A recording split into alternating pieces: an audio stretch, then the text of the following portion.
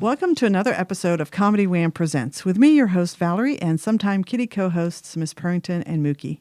We're recording from Fallout Theater Podcast Studio. Thank you, Fallout.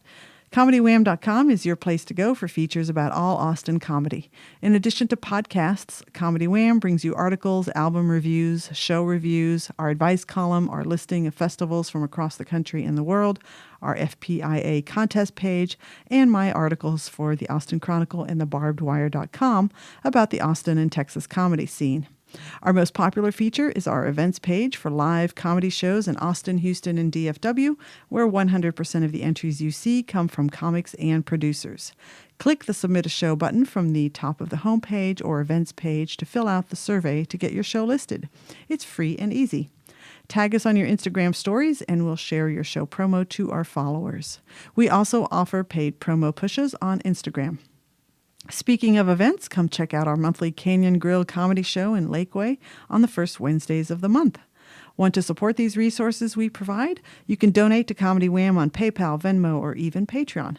Click the Support CW icon on our homepage to see the ways that you can help us.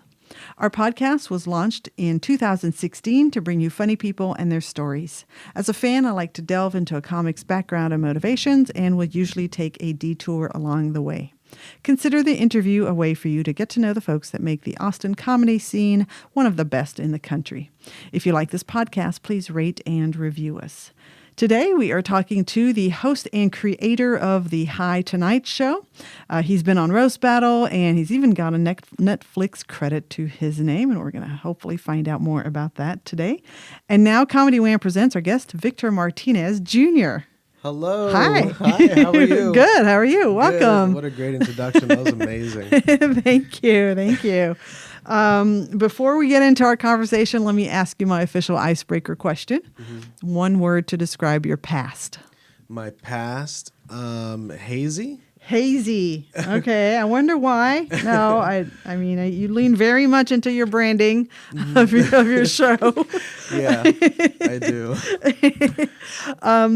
Victor, tell me about growing up. Was comedy something that was part of your life growing up? Oh, yeah. I always leaned on it. Yeah. I looked for levity and humor in situations that I kind of just had to make up on my own. Yeah. Like, I mean, it was some of the... Just growing up with divorced parents and being the only boy in the family and being the middle child. It was. I looked for comedy a lot. Yeah, it helped a lot. I was reading in some of the materials about you that you actually started the Hi Tonight Show in L.A. Are you from L.A.? No, I'm from Dallas. Oh, yeah, okay. I moved to Los Angeles in 2014. Okay. And I had always wanted to go and visit and take comedy seriously there and you know, all the comedy history. Mm-hmm. Luckily, I got to perform like at the Comedy Store. Sure. And the improv there and all the historical spots.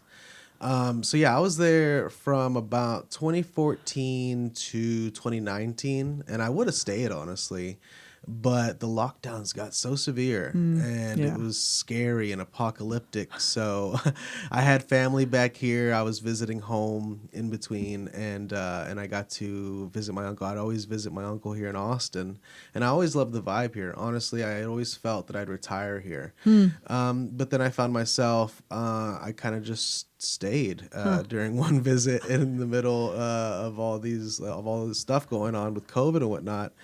And so I didn't go back to Los Angeles. I only went to visit and pick up a few things, and I miss it a lot. But yes, I started the Hi Tonight Show out there right around the time my son was born in 2016. Okay, all right. So you have an 8-year-old. I have an 18-year-old. So oh wow, mine was 2006. So really, yeah.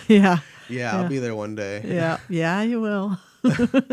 Okay, so were you a performer when you were in school? When did you start thinking about, I want to do comedy? Mm-hmm. I started focusing more on performing. I'd always done like school plays or whatever growing up, and then on through high school, I was really into sports right up until my sophomore year or so, and then I had a knee injury. So I was always playing like pee wee football and school football, and yeah, right around that time, I completely gave up on football. I injured my knee in between seasons, just doing some exercise, and it was really scary. I mean, they talked about possible surgery, and I didn't even like, the sport that much. And so I was like, I could see the road, I could see the path. People were just at the time discovering, things about brain injury, and it was a CTE or something like that. And, I mean, there was plenty of times during football practice that, I saw lights flash across Oh my my eyes, gosh. and they encourage that. They want you. Yeah, Texas and Yeah. its football. They wanted you Yeah. to hit each other as hard as you can, and so yeah, I had an injury, and I bowed out of football, and I started focusing more on theater, and I auditioned for the high school improv troupe, and then I took. You must have gone to a really big school if it had. Yeah, well, it was a big one. It was James Bowie High in Okay. Central Texas, in the Dallas area, Okay. and I mean, yeah, it was a pretty good size. I was one of the first ones to start the chess club there. They didn't even have one yet. I'm not that good at chess, but I was the only one interested in doing it after school. And we were one of the first ones to help with the improv troupe as well. And they had a really great theater program. And so I started taking that more seriously, auditioning for plays, and just being involved in it as much as I can. I ended up graduating high school with a like a small 2-day offer to go to Vancouver Film School so I could do their makeup program. I was doing old age makeup and horror makeup and stuff like that. That's cool. Getting involved in that in the high school as well. So I would do like behind the scenes and in front of the scenes, and so yeah, I studied that for a while, for about almost a year in Vancouver. And then while I was doing that right out of high school, I ended up dropping out because I loved comedy. I was doing open mics as well in the evenings, when I wasn't doing class. And while I was in high school, I had tried my first open mic at a little local coffee shop. And so I was kind of hooked by then. And it was very different from improv. It was very different than performing on a team or performing for a play. I like that attention, but there's something really just like focused on me about open mics and comedy that was like really attractive. Yeah. And so I was about 18, 19 at that time, and it's been 10, 11, 12 years now that I've been performing. Wow. Yeah. Wow. Yes. Okay. Well, I'm gonna pepper in some questions here about what you said. You did your first open mic when you were still in high school. Mm-hmm. Yeah, I was a senior. Yeah, Okay. I remember it. It's probably online somewhere still because I recorded it and put it on my old YouTube that I don't have access to anymore. But I do remember my first time, and it was a lot of fun. And you had done theater and you had done improv at this point.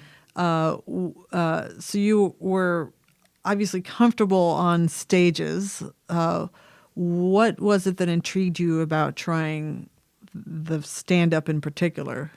I was already listening to stand-up comedians on the early days of podcasts. Okay. Like going all the way from 2009.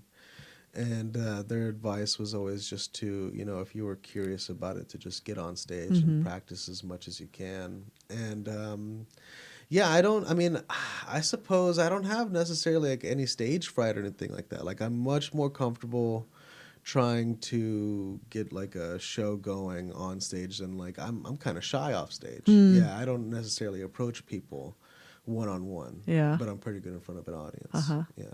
And what did you love about improv, and what did you love about performing in theater, and how do those balance and compare to what ended up making you fall in love with stand-up? Well, improv was I don't know if it was necessarily innocent. I mean, they were pretty risque in there, and they had a lot of fun topics. But cursing was kind of generally frowned upon, and going too blue was just like a dead end, right? When it comes to team sports like that. And I respect it a lot. Like when it's really good, it's like magic. It's like seeing people up there make a whole world out of nothing, and it's really funny. And I respect like the roots of it that come from like the groundlings and whatnot, Yeah. and Second City. And I always admired those people, and I thought that the path to even Saturday Night Live Yeah. would be really interesting. And I really consider that. I even visited Chicago and like thought about moving there right before I moved to Los Angeles. So I took the world of improv very seriously, but it seemed, I don't know, so much like taking care of other people, right? To be up there and not just want to. I mean, you can't make it all about yourself. That's not like the best. When it comes to team themes like that, you're supposed to like give up some of the best moments to someone else or Yeah. something like that, or be a good team They player. talk a lot about giving a gift Mm-hmm. of, from one player to Right. another. And it takes a little bit of patience. And I don't know. I was always just. I mean, it's been a while since I sat down and watched a good improv troupe live or anything like that. But I'm always aware of it, and I think it's a really great place for someone to start. I think if anyone's ever interested in trying comedy, it's a good like little stepping like up in that place Yeah. to do right Yeah. before doing it on your own. So what was it that got you to try stand up for the first time? And tell me about that day and That day? that evening, Oh, and how yeah. you approached it and how you felt on the stage. Oh, it was a lot of fun. It's really a funny story. So I had just left high school, just leaving class, and I was hanging out with some friends, and we're smoking. We always do. We go to our favorite coffee shop, and I see that they have an open mic night. I'd never seen that before. And I'd always talked about doing that. By that time I was in the troupe in high school, and the friend who was with me was as well, I believe. And so I sign up, and I'm the first comedian on, and I remember my first jokes were like about Adele and porn. It was just really things that just like come to my mind, and things that I didn't have too much life experience in high school, so it was just things I'd be thinking about in class. And I talked for like 10 minutes. I don't know why the guy never lit me. Oh my gosh. Yeah, I just kept going and going.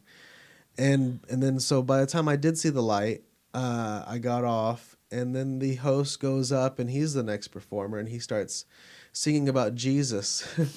And so what it turns out to be was a Christian folk song open mic night. Oh my gosh. Yeah, that's what they were going for. Oh. And I just didn't know. All I saw was open mic, and maybe he encouraged it to the point where like, yeah, I guess You talked about porn. I did.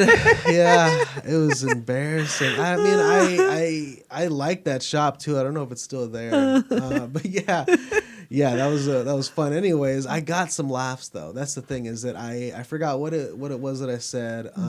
But I always viewed a bombing as like a true bombing, and I've had a few, is where not a single person in the audience laughs. But I had some laughs from strangers that day, so I was hooked. I mean, as soon as I felt that, it wasn't the entire room erupting in laughter, Yeah. but one or two people snickering in the back was enough to carry me to the next time I'd sign up, which Yeah. would be I found an open mic night at the Arlington Improv. Okay. And they would have that on Tuesdays, and I frequented that so much that it got to the point where I was hosting it. It was a lot of fun. Huh. And did you stick with the approach of you didn't really prepare anything in advance? You just came in with some thoughts? Oh yes, yeah. That's kind of my style even up to now. Really? It's not a good practice. If you're gonna take this seriously, you should have something more strict and structured, right? And the writing is very much a part of this. Yeah. And I don't take writing seriously enough. I have grand ideas, and I have 10-minute bits that to this day I've never written down word for word. Wow. I've recorded them, which is easy, but I don't go back and listen to them. and I've had some good nights, and I've had some bad nights, and to keep myself sane, I change things that work, and I change things that don't work constantly. It's different almost every time. And so the most writing I'll do is bullet points, just to have the topic in a certain order. Yeah. But other than that, even those things are fluid, constantly changing.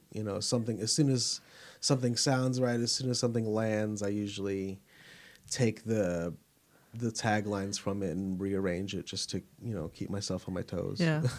And since you've always adopted that approach, did you fall into the trap of many new comics like to try different voices? Like they try to be a Bill Burr or they try to be a Jeselnik or whatever. Was that ever something that you went through? Because I would imagine it just has to be you if you're just going off the dome. I tried. I tried not to watch anyone else. I had influences growing up for sure. Yeah. People that I watched before I was really performing that inspired me a lot, and I'm sure that I had a lot of I must have emulated them the first couple times that I went on stage.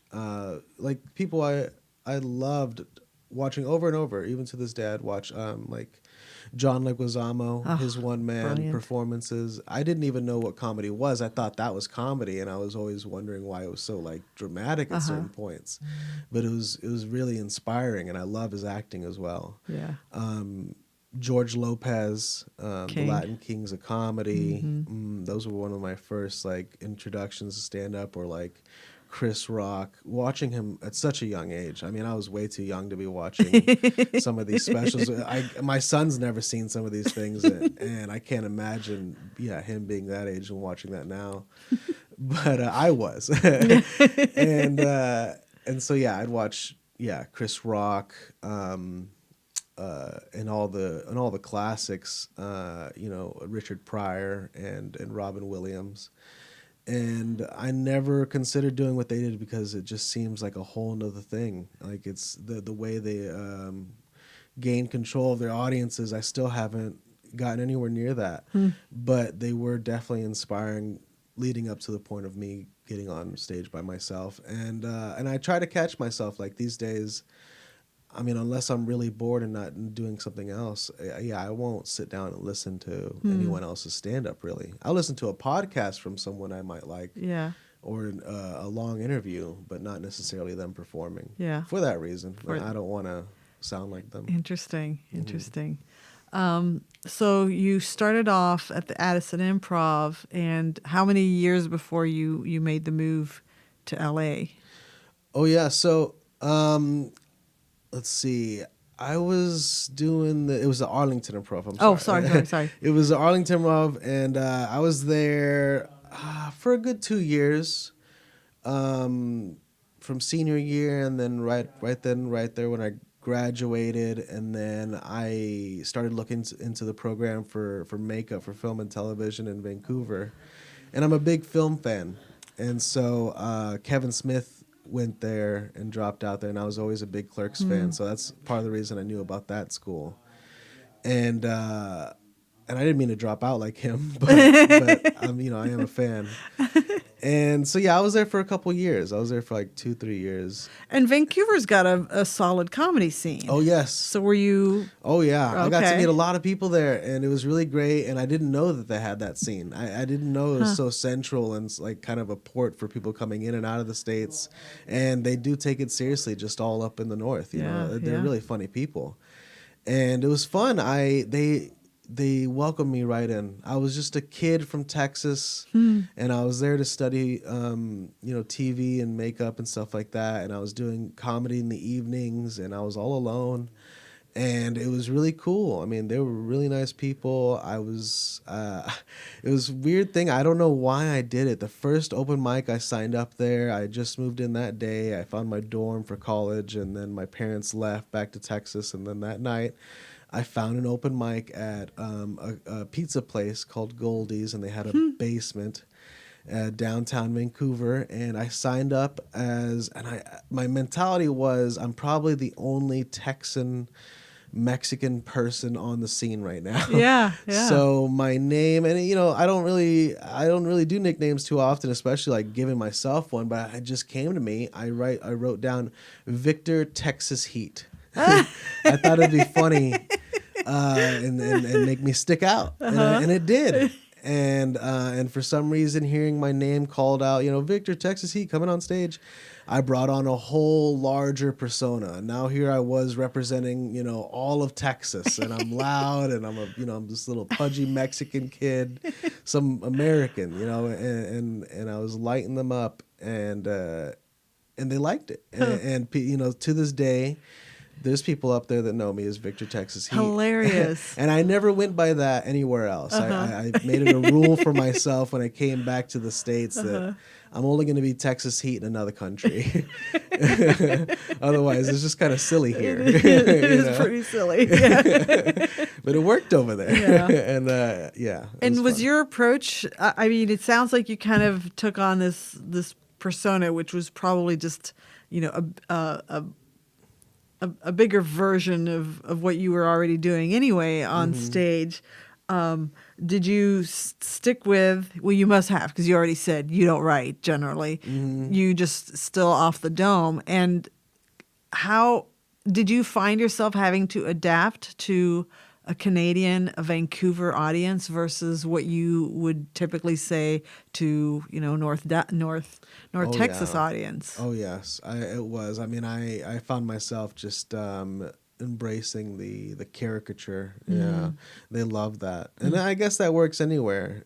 Being larger than yourself, being just way more exaggerated in every aspect. It helps a lot whenever you're performing, but especially when you're doing it in such an alien place. It definitely, I found myself doing that for sure. It was exhausting.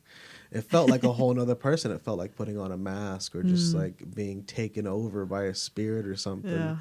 Yeah.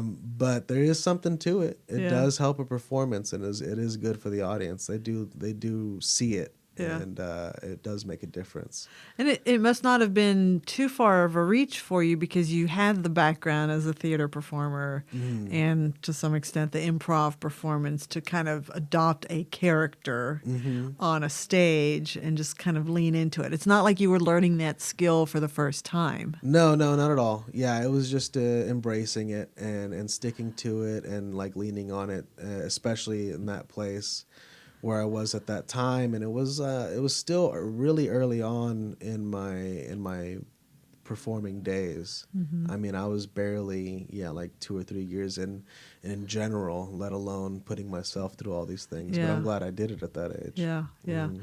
And you mentioned earlier, at 18, you didn't really have any life experiences. So you leave Vancouver, you come back home, or you go to LA? Yeah, I come back home. Okay. I leave Vancouver. I loved it, but I just ended up missing home so much, and I kept in touch with my family every day, and it got to the point where I was just like, I wasn't sleeping well, and I wasn't thinking well, and my teachers could see that. Anyone around me. And I didn't have anyone there. I mean, it was completely bursting my bubble. I mean, from growing up in Central Texas, surrounded by family, a large family, very much involved in your life, to the point where like you're in another country all alone, and you're not even 20 yet. It was, I mean, I don't think I'd let my kid do it. But yeah, it's something I went through, and it shaped who I was, and so. I kind of regret, but I could always go back to school. I could always go back and finish college or whatever. And so, I'm glad I did something. It was definitely an adventure. And I ended up coming back to Dallas, regrouping. And so from like 2012 to 2014, I was just kind of ramping up and deciding, was it going to be Chicago? Is it going to be Los Angeles? Maybe even New York? But in the end, I ended up choosing Los Angeles. I love it. It was a really nice time to be there.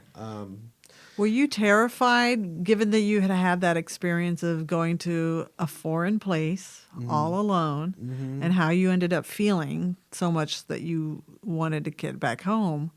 Were you terrified of making that leap? Oh, yeah. The most terrifying part I remember was, it was kind of like... And I know this is very hard for people actually going through this. It was close to like what I imagine would be like coming out to your parents, because I told them it took them a while to even grasp the idea of working in film, And then now I have to tell them that, like, hey, I'm dropping out of college. I know you guys paid for this, and y'all made the big leap, and you trusted me, and and I'm dropping out of college. I'm the only son, the only boy in the family. There's a lot of pressure, and they want you to succeed. And I'm gonna tell them, like, hey, I want to be a deviant open micer. Like it was hard. It was hard to do that all at once. To tell them, like, hey, I'm changing my life trajectory. Yeah. And you already kind of didn't like the path I was taking, and this one's even more uncertain. Yeah. It was hard to buckle down and call my parents and tell them, like, yeah, I mean, I'm doing this. This is what I'm doing. I'm taking it so seriously that I'm halting education Yeah. in a way. And yeah, so that's what I remember was the hardest part was breaking it down to them that, like, I'm going to take the next decade and just, it's going to be very unstructured and manic. And it's going to look like, I'm going through some type of episode or something. Like, it's just not something you want to see someone do to themselves. It's so transient. And, like, I mean, I don't know, you've met comedians, you've met open micers, and what it takes is dedicating yourself and finding, I mean, just shouting into a microphone. I've done mics on streets. I've done busking. It's a crazy thing to put yourself through. Right. And it takes a discipline, and it doesn't even look like you're actually achieving anything. There's no promotions. Yeah. There's no one there to tell you you're on the right path at all. Yeah. And it looks a lot like a spiral. But yeah, for anyone interested in it, you should definitely. Unfortunately, that's the real, sacrifice, and that's the real. That is something you'd have to do. No one, and everyone's so different. Right. Some people do this and they immediately start making money, and they don't know the dark days. but there is something about doing it every night as many times as you can. Mm-hmm. It weeds out the people that aren't interested in it or that aren't there for the long haul. Yeah, yeah. Mm-hmm. So you chose to go to LA, and what was your routine there? I immediately looked into, the first place I went to was probably the Comedy Store, and they had a Monday night mic there, and so I'd be there every Monday. And then they'd have a Sunday night mic, and then I would just be there as much as possible, getting to know the people that I'd be seeing in the scene, and become my peers for the next couple of years. How long did it take you to get on those mics? Because I've heard that it takes a while, and you do have to show up, and then I mean, Monday after Monday, it probably a good month the first time to get on. That's not bad, actually. Not bad. Yeah. If you're there just going as a stranger, starting from scratch, they do kind of like out-of-town people, so they'll get those people in and out pretty quickly. I don't know how it is now, but yeah, so you get there, and it is a luck of the draw, and it's a real focused place. Like, everyone in the world knows about this spot, so they're going to come here, and you're going to kind of get lost in the crowd of people. But you slowly start recognizing each other and realizing, like, oh, this is someone who's here to stay. It took a while. I mean, in the 7 years that I was there, the first 2 to 3 were just me figuring that much out, not even having any friends or being able. I'm not even good with people's names. It was just seeing the same faces long enough that I, put a name to them. Yeah. And were you going anywhere other than the store? Oh yeah, there was scene. Oh man, there was a version of the Comedy Wham there that someone ran on a Facebook page. I forgot his name, but so this guy was just doing, like, he was making a really detailed list of mics. The Comedy Bureau? Was it the Comedy Bureau? Yeah, that sounds familiar. They're huge there. The Comedy Bureau. But even before that, there was somebody in charge of, like, a super niche version of it. He wore a top hat, and he was a real strange character, and he made his way to every single mic, and he had a good list going. But then there was a Comedy Wham as well, and I think there was a Comedy Wham in Vancouver, if I'm not mistaken. Not a Comedy Wham, but what did you just say? Comedy Bureau. Yeah. Comedy Bureau in Vancouver. Yeah, I think there was. Yeah. But yeah, there's versions of that, I guess, in every scene Yeah, that you yeah. just find, where's the list of these open mics? Right, right. And I would definitely hit, coffee shops in the afternoon Yeah. and little random theaters and people's garage. I ran a garage mic, and yeah, the biggest thing that I didn't like about the open mic scene in Los Angeles is that you have to pay for it. Yeah. You put $5 down to shout at people, and it was so crazy, the idea of that, and people paid. Yeah. I paid. I tried to avoid those types of mics, but everyone pays eventually. Yeah. Yeah, I hope that never happens here. I hope so too. Yeah. Yeah, that's a weird culture. Mhm. Yeah. Yeah. Did you ever get starstruck being in LA? I mean, since you've kind of created this firewall of not watching other comics, but you remember your youth and the specials that you would watch. Oh yes. Did you ever get starstruck? Definitely. I mean, in the entire time I was in Hollywood, I ran across a lot of people. I worked at a diner theater in Westwood, so I got to serve popcorn to like Britney Spears. Oh my gosh. Yeah, and her kids and Adam Sandler, and I got to tell him what an honor it was, and that was crazy. It was seeing these people, and they were kind of jerks. They didn't tip. Oh, Just man. your heart broken. Not Adam Sandler, yeah. and Britney Spears. They were fine, but it's just generally, you Yeah. run into people, and it's like they always say, don't meet your your heroes, yeah. and definitely don't serve them. Yeah. I believe that. But it was cool seeing them. I mean, I would be walking down the street on Hollywood Boulevard, and you'd see Kevin Costner, or you'd see the guy who played Batman, and it was really cool. I'd get starstruck just by being on the same roster as some of these people. You'd be on a lineup, and you're still pretty much an open micer. Yeah. But the headliner that night is like someone who's touring the country, and it's insane to be on the same list as them. You see yourself like, hey, I'm up here. I go on. I got 3 minutes at 6:30. And this person's later on that evening. But you're both standing in the same spot, doing the same thing. Yeah. It's mind-boggling. Yeah. It was really cool just to have that. What did you think you learned in LA that's different from what you learned in performing in Dallas, and different from what you learned performing in Vancouver?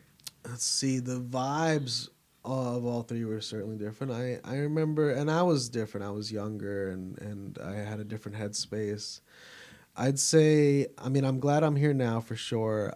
Los Angeles, the biggest difference I noticed between Los Angeles and Texas whenever I was transitioning between the two was that people there were interested in the fame beyond being the best comedian. Like they wanted to be the best comedian so that they could move on to movies or move on to having your own show. So everybody who's like taking performing seriously had headshots, and they had auditions, and they had a manager or someone getting them some type of someone in charge of them telling them what to do, maybe they were just structuring their life to the point where like it seemed like they were trying to live like a celebrity, whereas here it's more organic. People are they're not there yet. It's getting there for sure in the last couple of years.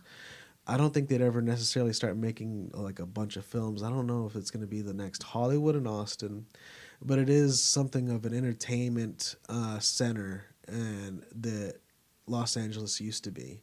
So a bit of that came over, and a bit of this like that makes pecking orders, and that makes hierarchies.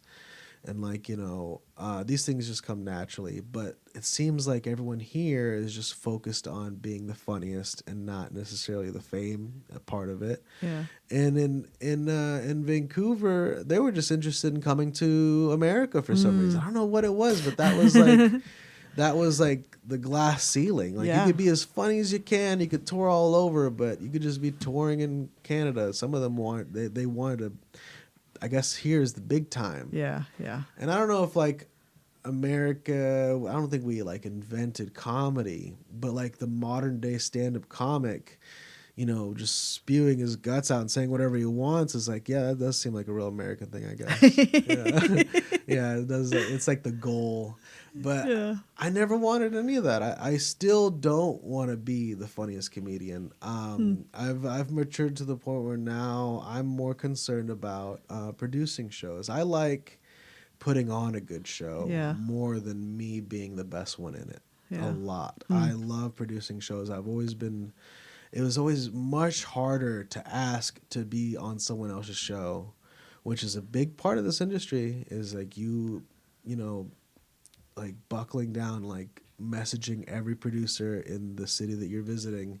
Hey, can I be on your show? Hey, can I be on your show? Here's my credits. Here's my videos. Like, oh God, it seems so exhausting. I'd much rather just do my own show and book my own people. And do my little bit at the end or the beginning or in between. But I love hosting. I love yelling people's names. I love getting the audience all ramped up. So I found myself producing shows a lot more than I did going out and getting my space on them or begging for 5 minutes on someone else's show.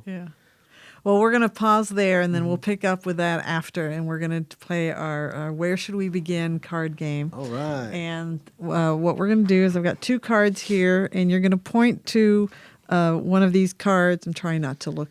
So point to one of these cards. All right, there we go. That one. I'm going to read this one to you after you read that one to me, and it's just a prompt game, and we'll see where the conversation takes us with those prompts. Awesome. I read it now? Yep, go ahead. Okay, here we go.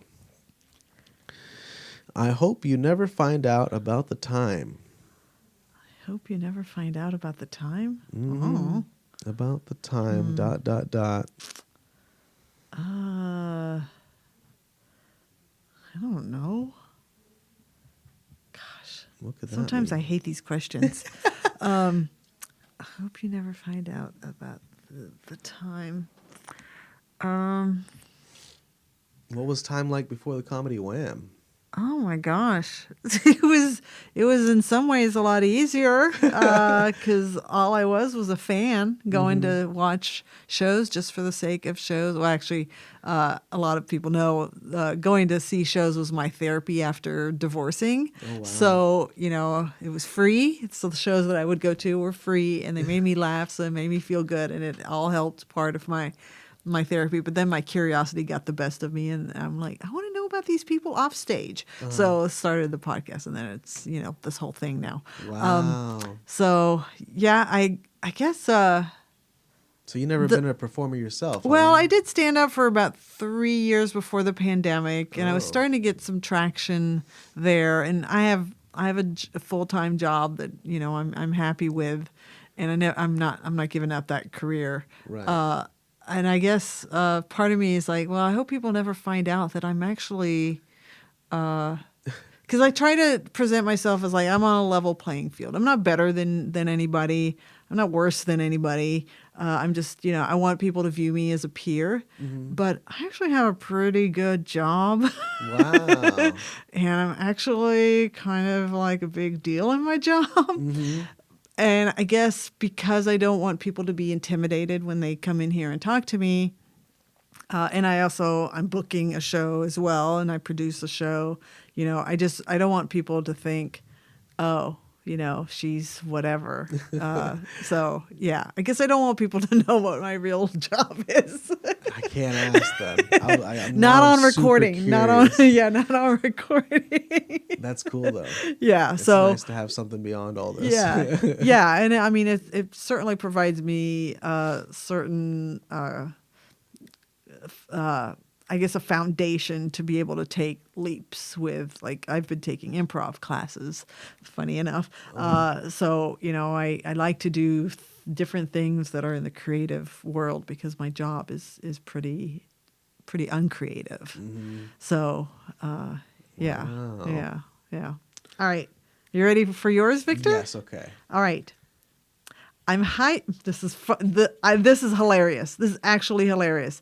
I'm high maintenance when it comes to, and I just love the fact, I mean, you can read it. It literally says high in it. That's so funny. That's my card. That's your card. I almost want to just let you have it. That's hilarious. Isn't that? Wow. I picked it too Yeah. for you to read. Yeah. Hilarious. Absolutely. Hi. Yeah, I don't know what it is about it. It's okay. So I try to emphasize, because I mean, people have been like real. I've had people come up to me and they're like, "What's it like to have your whole personality is weed?" I'm like, Jesus Christ! I'm like, I don't even know you. I don't even know who you are. You know, some of these people, they don't stand out at all. You know, I'm like, I'd rather have something than like be a nothing. Yeah. I support people who've never smoked. I support people who've smoked for years and decide to quit. And I don't necessarily hope I quit one day. I really love smoking. And it correlates with performing, because around the same time that I started taking art seriously, I started smoking in high school. I was 16, and it was around the same time that I started getting involved in all these things. And so they're not that they're the same. I've been on stage completely sober. I've been on stage a handful of times sober. I've been on stage for, like a couple months sober. It's just no fun. And that's personal, And so if I ever felt it was diminishing me, if I ever felt it was holding me back, and I believe people when they say that it holds them back or that it changes how they, navigate through life. I don't know if it's negative or positive. It feels positive when you're doing it, that's for sure. And I don't think it's good for people to abuse things. And it's very easy to abuse something like smoking weed or any illegal substances or mind-altering substances. It's really easy to lose yourself or not know who you are with or without it, or how it might be affecting your career. And it's very important, all those things. And I have a kid now, right? And so I wouldn't want him smoking weed like the first time I smoked weed, in the backyard out of an apple pipe. Like, it's like, if I ever catch him, I'm going to stop him. And I'm going to encourage him to wait until his brain fully develops. Yeah.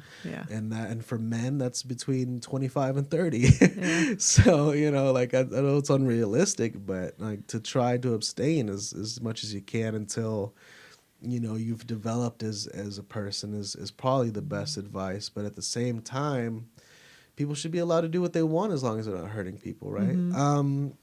So like it's a lot of those things. And embracing this kind of cannabis culture in my own personal way. I've always had, so like when I started the High Tonight show in Los Angeles, I was approached by someone who owned their own little television studio, and he was attempting to launch. He did it. It was a streaming service out of a website that he managed, and so he had a 24-hour block of things that people were producing and shooting, and they were all strange. They were just like tarot card reading and stars and people talking about sports or things like that, but they were all kind of, I don't know, incoherent. They were kind of like hazy and not necessarily structured. They weren't trying hard enough to be a show with like commercials and stuff like that. And so when he approached me, I had done a few shows there because they did comedy shows in the studio. He approached me. He said, "Hey, we have an hour-long block if you ever wanted to produce a show." And it could have been, just a podcast. It could have been anything. And they had really like a hardcore green screen room and, a fake kitchen and like, big things. So I knew what I was working with. And I always thought, and I never really watched talk shows, honestly. Like I know about the structure, but I always thought it'd be interesting to host a weed talk show. I wanted to be like the Jay Leno with a blunt, is what I always tell people. And so I told him, like, yeah, I want to make a weed talk show, call it the High Tonight Show. And I was excited that no one had taken that name yet. Yeah. And so, I'd come out and I booked my first round of people. I got a couple comedians that I knew. I got a musician. I had a special guest, and I came out, I did a monologue. The music was in the middle, and then we had them perform at the end, and the pilot was a big success, and they loved it, and so they picked it up. We got picked up. Like it was really cool. It was an exciting time. Like I had just had a kid, and I knew that I had to start taking, this whole comedy thing seriously, and so like this felt like a real structured thing moving towards something that could become something one day. And being in Los Angeles at the time, 2016, it was just then becoming legalized. Like the timing is great. Taxation for marijuana. It's like actual, it's something it's not necessarily below the table. Like it's something that's legit. Mm-hmm. And so my attitude was I never liked the silliness that came along with the image of marijuana. I always thought that, you see people smoking and then all of a sudden they're like, oh, bro, and I hated that. And so because anytime I smoked weed, I felt more focused. I didn't feel like all like, wild and messed up. I felt like, man, I could really like put my mind to something, and it's not like I couldn't before I was smoking. I mean, when I wake up in the mornings and I'm drinking water or I work out or something, I mean, I guess I could achieve my tasks, but there's something that makes it really exciting whenever I smoke. And so I would do that, and I decided that I wanted the attitude of the show to be to break that stigma, to just show people that you can be this high and still have a decent conversation and have a structured show, that you don't lose. What time is it? Oh, is it time for the next segment? Like, no, I knew what was going to happen. I'm in charge of the whole thing, and it's very coherent and not like hazy. And I told him like, I want it to be like a serious smoke show. I want to break that silly stigma. I wear a suit. I come out wearing a tie, and I pronounce people's names correctly whenever I bring them out. And it was the small things. Yeah, like, I don't know. I just so that's part of the whole, and so that's why I don't mind it being my personality being attached to the plant. That's why I like the idea of maybe one day being along the same lines as like, when you think of me, you think of, Snoop Dogg or Cheech and Chong or Seth Rogen, but bringing a little bit more seriousness to it. Yeah. And that's coming around too. There's like really big billionaires that are embracing the cannabis culture that are along the same lines. Like they're just breaking that silliness. So I was happy to help with that, and that helps with like, I mean, my parents still don't like it. Like they still parents are never going to. Yeah, my dad is a real straight edge guy, and he sees what I do is like not necessarily something you should be parading around, and so it's not exciting. But what are you gonna do? Like, I'm okay. I live with that. Yeah. I can't imagine what my son could possibly choose as a career that would make me feel the same way. But I'm happy that I'm that open-minded. Yeah. That was part of my intrigue of having you on, because I've obviously you're very good and deliberate. You always tag us on Instagram, so we our philosophy is you tag us, we share it. And because I'm a straight edge. I don't drink. I don't do any kind of drugs, and I am one of those people that you have to like convince. Oh, people are smoking weed. Ugh, that's gross. Yeah. And I'm actually super, super sensitive to cigarette smoke and any kind of like smoke smell. So I'm like, I'll never be able to go to his show. Yeah, that's a big part of it. It's hot box, the whole room. It's contact high. Yeah. It is. But I'm like, you know what? It wouldn't have the staying power if it was that kind of trope of, oh, everybody's getting high. Oh, let's be stupid. Oh, it's 420, man. If it was that, then it wouldn't have the longevity that it's had. And I'm like, and then I watched, because you post some of your shows on YouTube, and I'm watching and I'm like, oh, this is I mean, he is serious about this, and I get the like production value that you've brought to it. I'm like, okay, so it's not that. It's not what I had in mind. So, all that to say, for whatever it's worth, as you know, old lady on the scene here. You can tell your dad that what you're doing is actually really good, because it does kind of bring a level of respect to that cannabis culture, and it's not the dopey stupid stuff. Otherwise you wouldn't have been doing it this long. It's true. Yes. And I don't necessarily look down on those people. Like, I want everyone to have fun. Yeah. You know, and I'm sure that it's a 50-50 between, like, you know, they saw someone acting like that, so they're acting like that. And that is kind of how you feel when you're smoking. But yeah, it's just the attitude that I had towards it. So I'm happy to hear that it translates. You know? And so I'm really happy to hear that, especially coming from someone who doesn't partake at all. Yeah. So even the skeptic, I was always you open know, to that. I was always open to inviting people on when I'd book a comedian, and they're like, you know, I don't smoke weed at all. And I'd tell them, like, you don't have to. You know, you have to know that coming on stage, the entire audience is smoking. So, like, you know, even if you don't get high, you're going to be performing for high people, and you know, be prepared for, you know, your material to be taken in a very, like, you know, high audiences are very weird. They don't necessarily like uproar with laughter, but you can tell they're enjoying themselves. And yeah, it's fun. It's amazing the audiences we've been able to have, and the venues I've been able to book. I've always been surprised. Like, I always reiterate to them whenever, you know, we're about to perform, like, you know, I'm about to light up on the stage. Like, this isn't just like a theme. We're going to do it. And some of them, you know, they don't really quite get it until, like, I'm on stage with a blunt in my hand, you know, shouting at people, and they're like, what the fuck are you doing? Like, we're a real business, you know? And I'm like, yeah, well, you know, I have weed sponsors. Like, we're a real business too. You know, we got commercials, we got product. You know, I have special guests and segments and whatnot. It's funny. I've been more, there's been more legitimacy and response to the show here in Texas. Whenever I moved here in 2020, I've been doing the show here about 3-4 years now.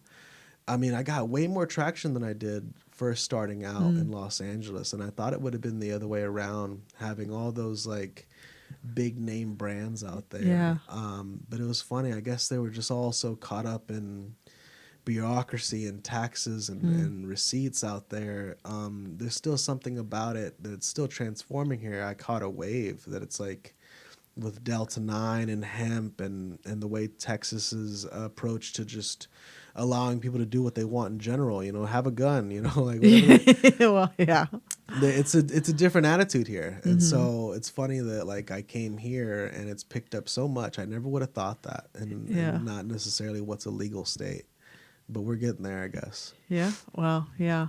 I thought I had heard that, so they had, and I'm definitely not all that well read because it's not a topic that I terribly personally care about. But I thought they had kind of opened the floodgate a little bit with like a THC like threshold. But I thought I had heard that they were going to pull back on that.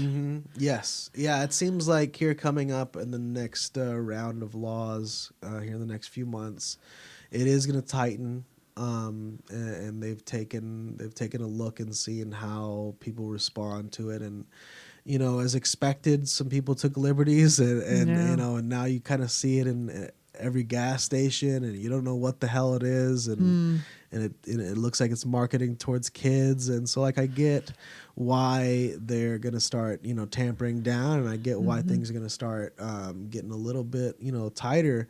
But at the same time, it was really cool because, I mean, seeing these laws passed in Texas or just in these general cities that I never thought would see, I would see happen in my lifetime, like not legalization, but decriminalization. Yeah.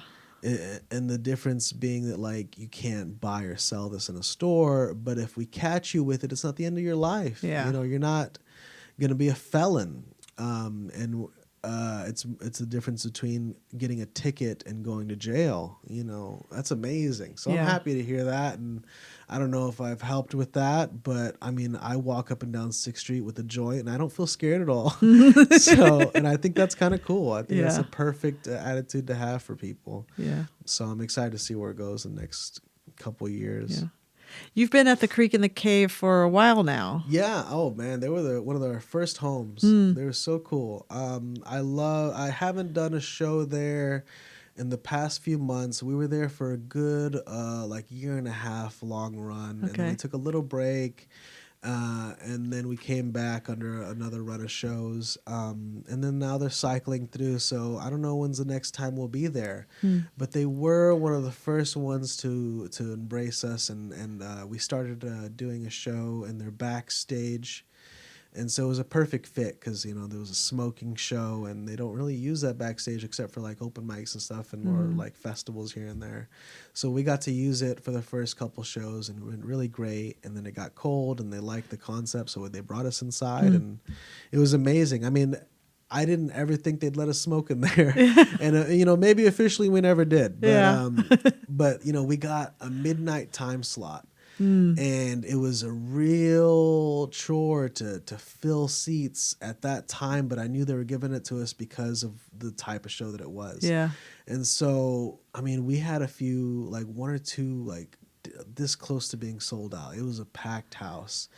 And it was such an honor to be able to fill that, that room up with people who, like-minded people who were there to enjoy the show and support the venue and support the entire scene. It was right around the time that the mothership was opening, so it's all part of this big boom that happened here, and it was just perfect timing. I mean, you seem to be riding the waves like right at the right time. It's the weirdest thing. I even in Los Angeles, it was. I mean, it's not like that there now. And it's not to say that I left at the perfect time, but it's just not the same place that I got to in 2014. And I can't imagine, coming up now. Like if you're a comedian, most of them don't think necessarily like, oh, I have to go to Los Angeles. If you're going to be a big entertainer, like it's just not necessarily the place to go anymore. Right. And it seems like this is. It's so funny that I'm here now. I'm grateful, really. Yeah. Is there anything we haven't talked about that you wanted to let people know about before we start wrapping up? Oh, I can't think of anything. I've really let it all out, haven't I? I really appreciate it. It's been a great conversation. Yes. We've learned a lot about each other. Yes. I can't think of anything. Just check me out online. There's Victor Martinez Instagram, and we'll get to the promo piece. Yeah. I can't think of anything personally. No. I mean, this has been a lot of fun. I really appreciate you. Yeah. All right. Are you ready for your closing question? Yes. One word to describe your future. Bright. Very good. All right. Well, that is a wrap on Comedy Wham Presents Victor Martinez Jr. Victor, tell us where we can find you on social media and promote your projects. Right. Victor Martinez Jr. Pretty much everywhere. And then the HiTonightShow.com and the Hi Tonight Show YouTube. You can see us there live most Thursdays. I have the Hi Tonight mic, which is like a open mic version of the Hi Tonight Show, where I invite comedians to come out and as many as we can, and they perform, and then we sit down for a quick minute-long interview. It's a lot of fun. Oh, neat. And so that's always at Abe's Smoke Shop on Thursdays. And so to go check us out. Thank you so much. Okay.